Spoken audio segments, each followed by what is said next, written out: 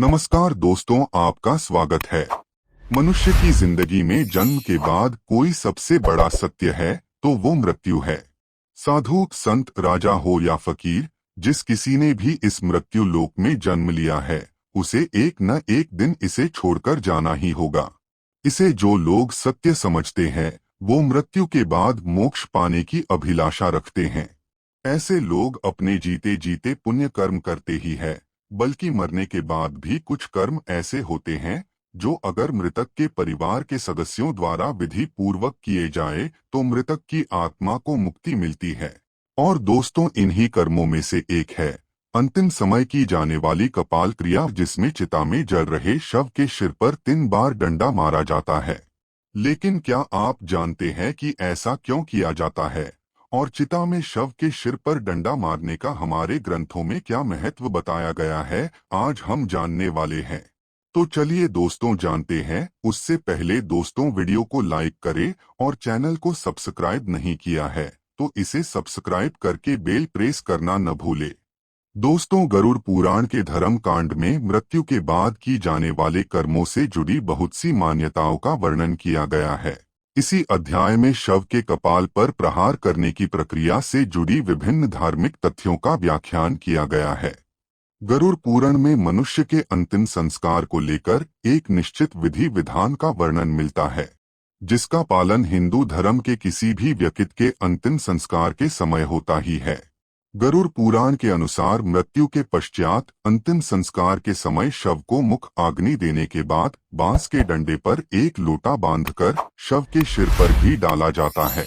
और ऐसा इसलिए किया जाता है ताकि अग्निदाह के समय शव का सिर अच्छे से जल सके। इसके पीछे का एक कारण ये भी है कि मनुष्य की सिर की हड्डी बाकी अंगों की अपेक्षा ज्यादा मजबूत होती है, इसीलिए उसे अच्छे से अग्नि में नष्ट करने के उद्देश्य से ही शव की खोपड़ी पर घी डाला जाता है।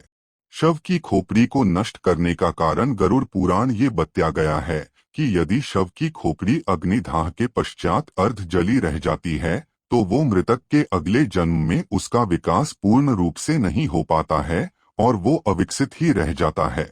इसके अलावा एक धारणा ये भी है कि अगर कपाल क्रिया नहीं की जाए तो मृतक के प्राण पूर्ण रूप से स्वतंत्र नहीं होते और उसके नए जन्म के मार्ग में बाधा उत्पन्न होती है।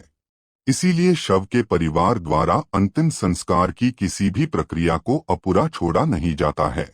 विभिन्न धर्मों में मनुष्य के अंतिम संस्कार से जुड़ी अलग अलग मान्यताएं और विधि विधान है। जैसे कि इस्लाम धर्म में मृत्यु के बाद शव को जलाया नहीं जाता बल्कि दफनाया जाता है, जबकि हिंदू धर्म में मृतक के शव को जलाने की मान्यता है, जिसमें महिलाओं और बच्चों के अंतिम संस्कार को लेकर अलग अलग मान्यताओं का वर्णन मिलता है।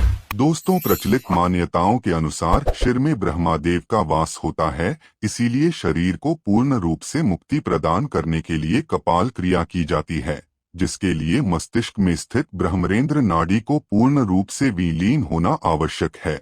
इसीलिए कपाल क्रिया को अंतिम संस्कार की प्रक्रिया में महानता दी गई है। इसके अतिरिक्त आपने ये भी सुना होगा, कुछ अघोरी और तांत्रिक कपाल का उपयोग अपनी तंत्र विद्या और सिद्धियां प्राप्त करने के लिए करते हैं। यदि ऐसा उनके प्रियजन के कपाल के साथ हो जाए तो मृत्यु के बाद मृतक के लिए मोक्ष प्राप्ति की प्रक्रिया असंभव हो जाएगी। इस कारण भी कपाल क्रिया करना आवश्यक हो जाता है। कपाल क्रिया को समझने के लिए हमें शरीर और इसमें मौजूद 7 चक्रों से जुड़े पहलू को जानना भी आवश्यक है, जिसमें मूलाधार, स्वाधिष्ठान, मणिपुर, अनाहत, विशुद्धि, आज्ञा और सहस्त्रार चक्र शामिल है। इनमें से सहस्त्रार चक्र को कपाल क्रिया से सीधा जुड़ा हुआ माना जा सकता है। सहस्त्रार यानी मस्तिष्क का मध्य भाग, जिसे मोक्ष का द्वार माना गया है। धर्म शास्त्रों के अनुसार जब मनुष्य की मृत्यु होती है तब हमारी आत्मा उसी चक्र से शरीर को छोड़ती है, जिस चक्र के आसपास हमारा संपूर्ण जीवन व्यतीत हुआ हो। शास्त्रों से आत्मा के विकास को मोक्ष प्राप्ति माना गया है। शरीर से जब आत्मा निकलती है तो वो कभी कभार वो मस्तिष्क को फोड़कर निकलती है। यदि अगर किसी व्यक्ति की मृत्यु के बाद अपने आप मस्तिष्क फट जाए तो ऐसे व्यक्ति मोक्ष को प्राप्त कर लेते हैं। तो दोस्तों, उम्मीद करता हूँ आपको यह जानकारी पसंद आई होगी। अगर आई है तो इसे लाइक करें, साथ ही चैनल को सब्सक्राइब करें। धन्यवाद।